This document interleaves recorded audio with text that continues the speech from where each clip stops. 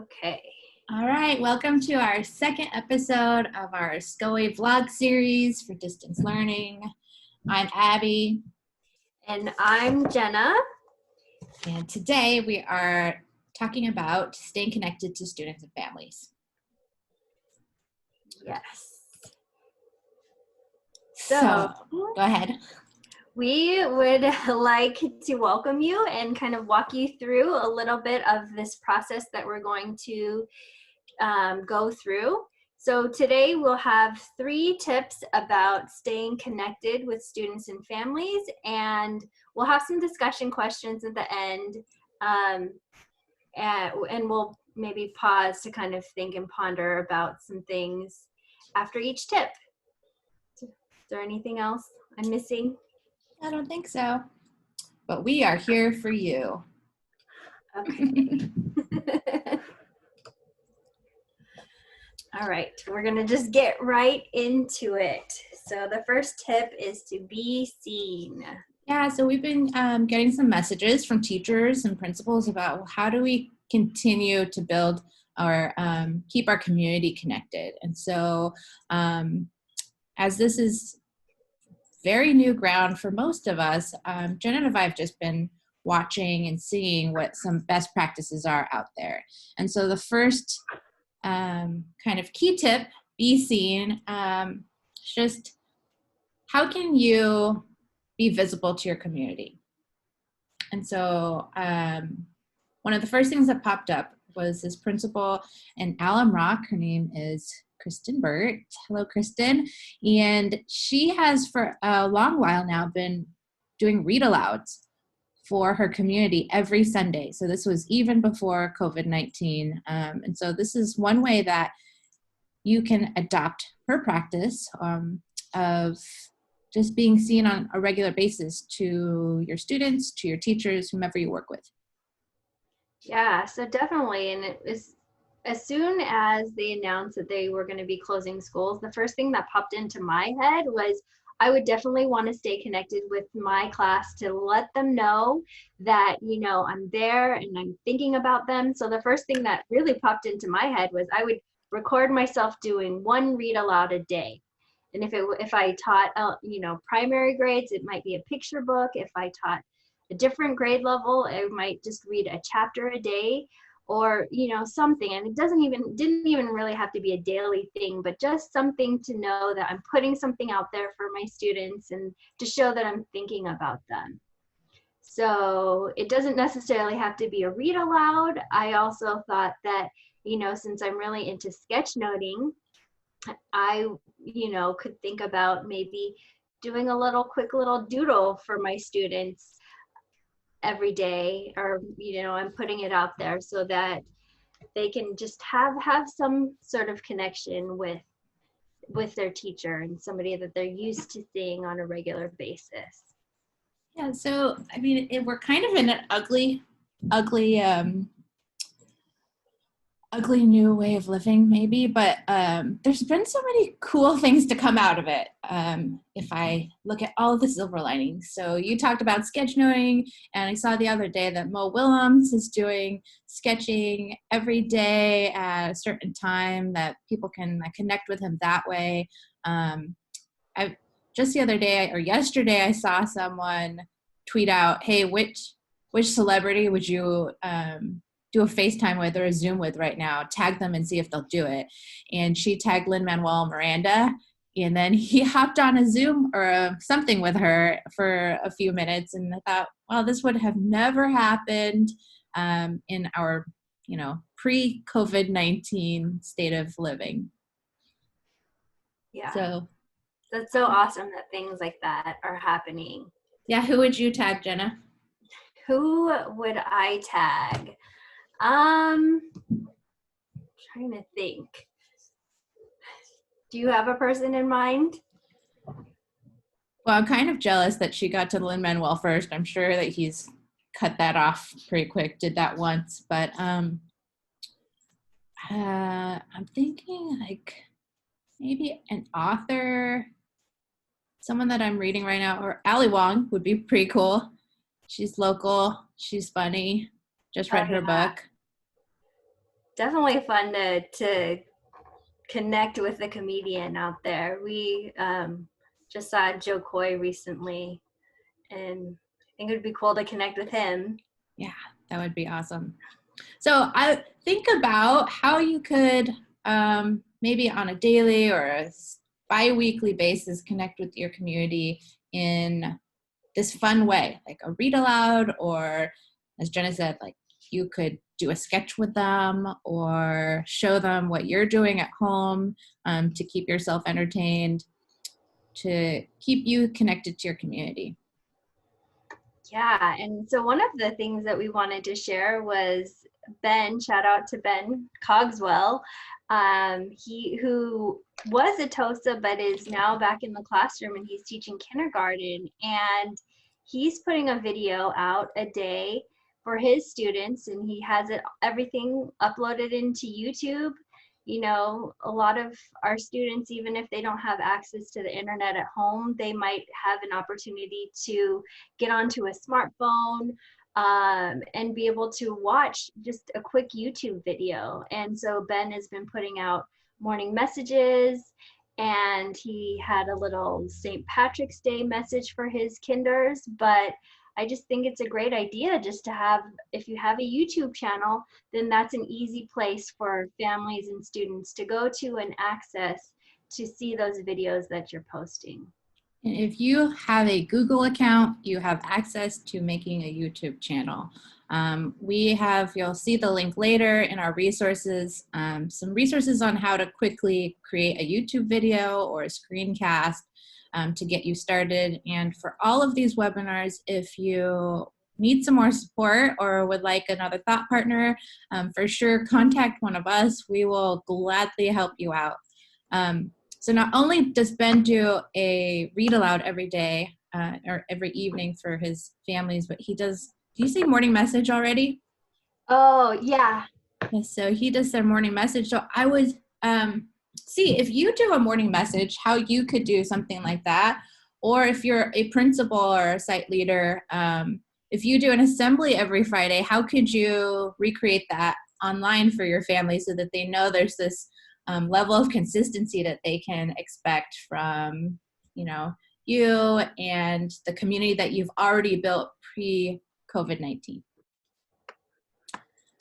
So, does that lead us to our first question? It does. Okay, so here's our first question. What are ways you are staying connected to your learners while teaching remotely? Well, we do not have the same kind of learners that you do out there, but we are definitely staying connected through Zoom. I don't think I've been face-to-face with Jenna so much in the 2.5 years that we worked together, but now we're seeing each other all the time. But in a kind of personal way, I think, like my family does Sunday night dinners every Sunday, but this Sunday we're going to Google Hangout our dinner. So I've been seeing a lot of people on a social level connecting through Hangouts or Zoom or some other video conferencing tool. What are you seeing out there, Jenna? Yeah, people getting together through FaceTime. I'm starting to FaceTime my family, so that becomes a regular thing. You know, it's just nice to connect and see each other's faces and have time, have that time together when things are so uncertain. So lots of Zoom meetings, lots of FaceTime meetings. And in some ways, I'm actually feeling a little bit more connected than ever because, I wasn't really checking in with my families as often. But now I'm finding myself really wanting to stay connected with them. Geez, Riley really wants to connect with you right now. She does. And actually, it's Sean's not home. My husband's not home. And then I think one of my Amazon packages was just dropped off. So I think she is definitely hearing that. So sorry, I apologize for the dog barking in the background. Hey, it is a new normal. Liz Brumbaugh from yesterday, she's been posting pictures about how her schedule is or is not working, and they're Olive Jackson basically doing whatever he wants. And then she or Kyle are trying to get through what what they have to do for work. And actually, he's pretty adorable. He's doing yoga, playing with Play-Doh on his Osmo. Yeah, that's awesome.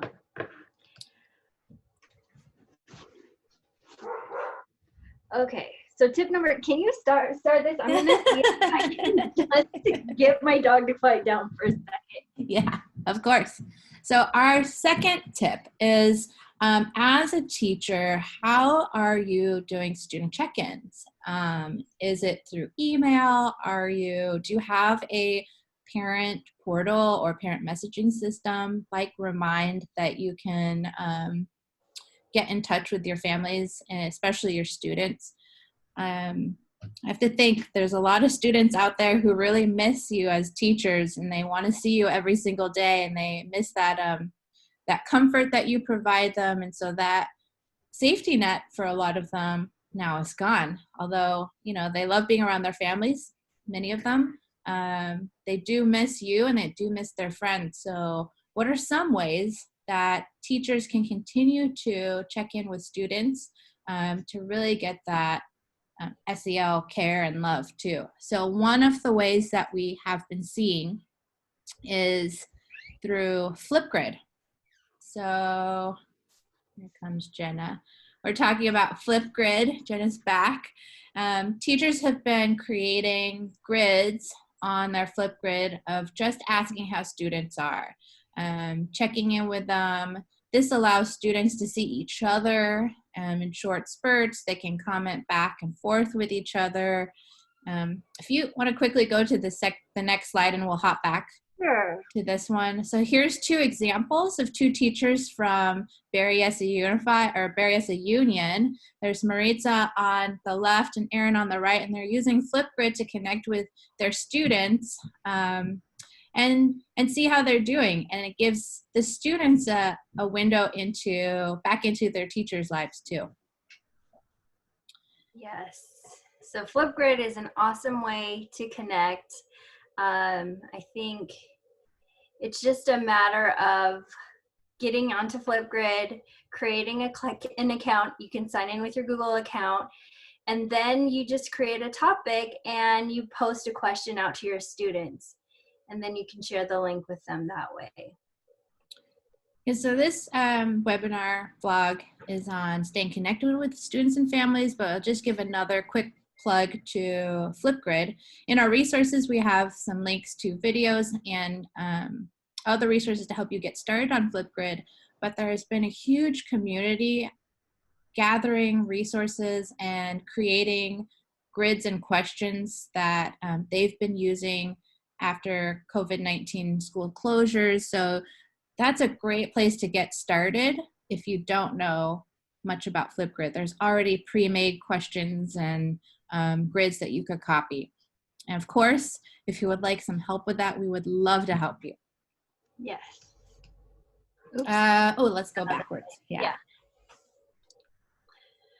So besides Flipgrid, think about any other learning management system that you're currently using. If you are using Classroom, you could also pose a question to your students on Google Classroom.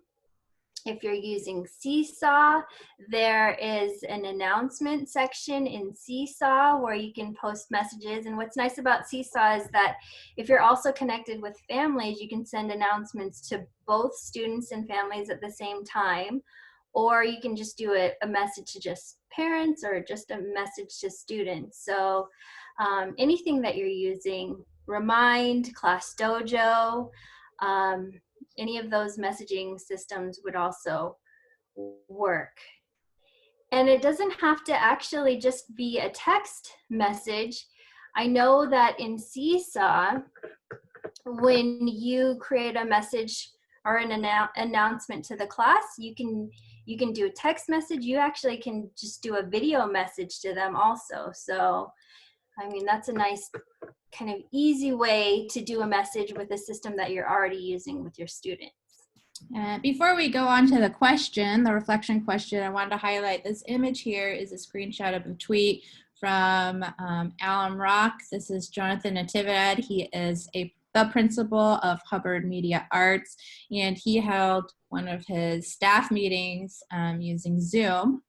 So this is a great reminder, connect with your colleagues. Also, this is another way to make sure the collaboration is still happening.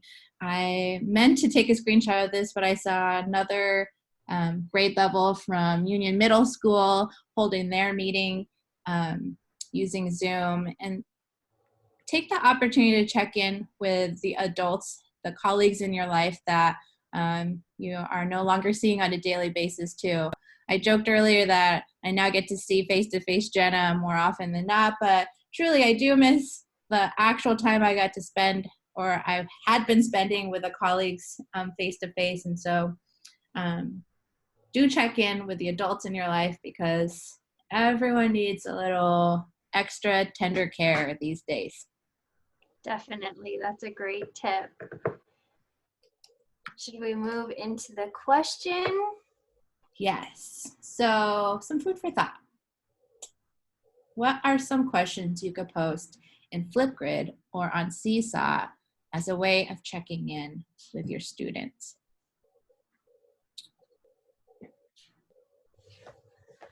So, I mean, I think really checking in to see how maybe our students are feeling at these times. I mean, it's hard when everything is so uncertain to know, and people are coping with this in very different ways. So just a quick check-in to see how they're feeling with all of this would be my first thought. I think it would be kind of fun to ask some just like not interrogative questions, but like I want to know what they're doing. So I could ask something like, what's one thing that you did to have fun today? Yeah. Or what book did you read? And what was your favorite part? Or when's the last time you laughed at something and what happened? Gosh, there used to be this book that I had with like 500 writing prompts. I feel like that would be in my hoarding days as a teacher, and I just kept it on some shelf somewhere. I bet this would be the perfect time to pull out that exact book to find all these different prompts that I could ask my students to respond to. Yeah. So other teacher hoarders out there, you have those books. I know you do. 500 writing prompts. Pull that out.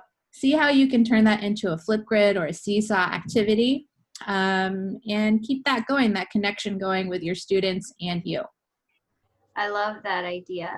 Yeah, I was also thinking about, having students respond with pictures, right? Just post a picture of, you learning something new, or post a picture of someone making a healthy choice.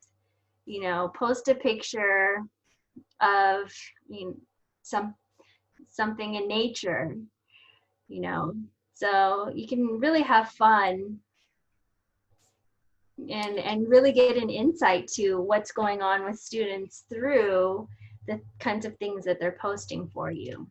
Mm-hmm. And for those of you who are just getting started in Flipgrid or Seesaw or Google Classroom, these are good entry activities to help you get used to the platform and the students get used to submitting things in whichever platform you're using. Yes. All right. All Tip right, on number to 3. our last tip. Make it social. So do you want to share the thoughts behind Twitter Bingo? Yeah, so the first 2 tips are really, or the first tip was really like you are like broadcasting to the world, you're sharing yourself with your community. The second one is you and your students. How can you interact with you and your students? And this third one is really an invitation to engage with the community, with each other. So this first tip comes from a long-standing tradition from, is it from Union Middle School, or did he get it from somewhere else? Do you remember? I'm not 100% sure we're talking about Todd, Yeah. principal at Union Middle School. So shout out to Todd. He was actually my principal when I worked there, when I got in as a sixth grade teacher. So he is one of the very innovative principals out there. And a thing that he did with his staff was Twitter bingo. And that's definitely the first place that I saw it.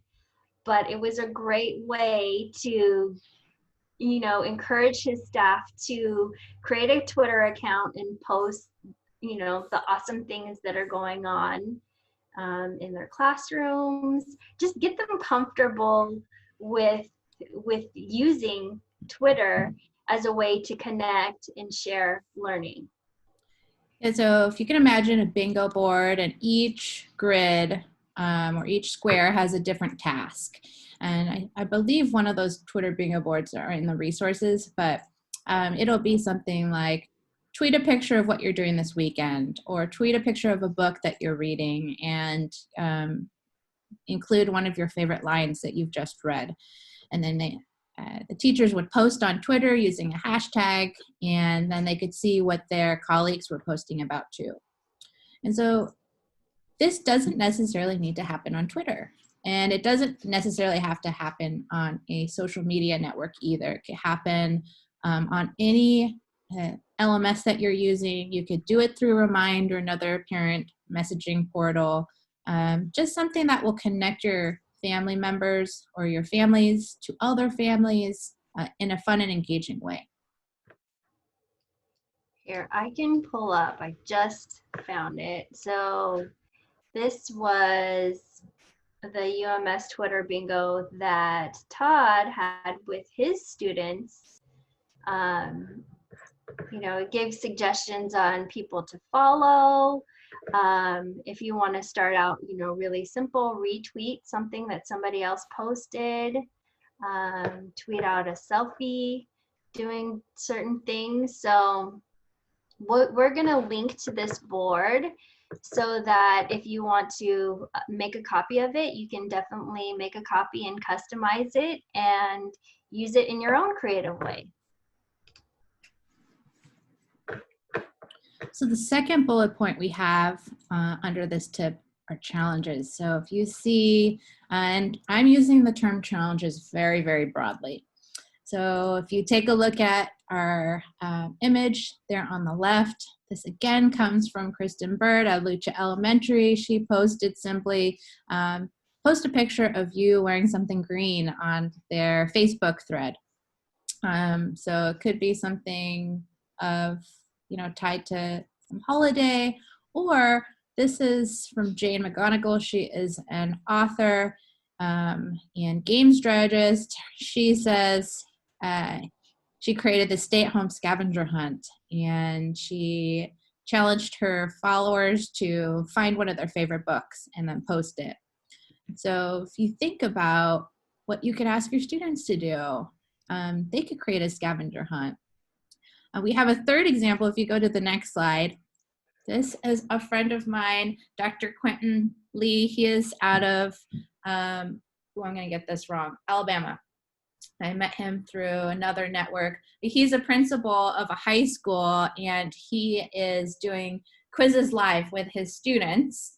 If you go to that link, that'll take you to his YouTube channel, and the students get prizes and they can engage with him. And he's letting them know that he's out there caring for them and wants to, still laugh and have fun with his students. So there's another example. Awesome. Should we go to the question? We can talk about this. What is one challenge you could post to students and families? Okay, well, on a personal level, one of the goals that I've been having, or a goal that I have set while we are in shelter in place is to continuously support small businesses. So one of my challenges to all of the families that I work with and the adults I work with is like, how can you support a small business? So post a picture of you supporting a small business. And I'm hoping to not only support small businesses that are food related, because that could get very heavy in the calories and the money. But I'm trying to find maybe a bookstore that I could buy a gift card for, or something that, you know, will last a little bit longer than one meal. I What love that. challenge? Yeah. Okay, so let me think about this. Well, I think during this time, like one thing that we really can do is tap into our passions. So I really would want to get to know, you know, what my students are really passionate about, and what is something that they can really learn during this time that's related to that passion. So I would probably post challenges related to that, because, you know, if I know students want to still continue their learning through this time. It's not just a time for them to be home and do whatever they want. I talked to a parent yesterday, and she didn't know what to, she really didn't know what to do with her 12-year-old daughter, because she's not given really any work to do. So she said she's just doing extra chores, but as for the learning, she really was lost for, you know, where she should go for resources. But one thing that, you know, even if you don't have a lot of that curriculum for your students, they can do learning through different projects around the house. It could be gardening, it could be crafting. I just got my Cricut today, so that's definitely one thing that, you know, I would definitely share the passions that I'm exploring now that I'm at home all the time, and really encourage students and families to explore their passions and to share the learning through that. So Yeah, I cannot wait to see what Jenna creates first on her Cricut. Please post that on Instagram/Twitter/Facebook, wherever your pictures yeah, and land. I think it would be cool to get students to choose something and kind of share their journey of like of trying something new, or, you know, pursuing something that they're really interested in. That just reminded me, like, we used to do passion projects in school Yeah. and Genius Hour, so that could absolutely happen at home still. Just it's going to be in a different light. Yes. So we hope that you got some ideas on how to stay connected with your students and families. We will continue to add to these resource notes on connecting with students and families. And we invite you to join us for tomorrow. We are going to be talking about digital citizenship and what that looks like, or what are some things that you may want to consider in this new life of distance learning, again at 1 p.m. We have also started a YouTube playlist of the past recordings of these vlogs. So you'll find one there right now from yesterday on tips on creating a schedule. So soon you'll see this one as well. Yes. And so digital citizenship is a really important topic, especially when it comes to connecting with students, especially if you're using any of these digital tools and you're expecting responses and having students interact with one another. So we just thought that digital citizenship was a really important topic, and we will continue that tomorrow. We look forward to seeing you then. Yes. So thank you for watching, and we will see you next time.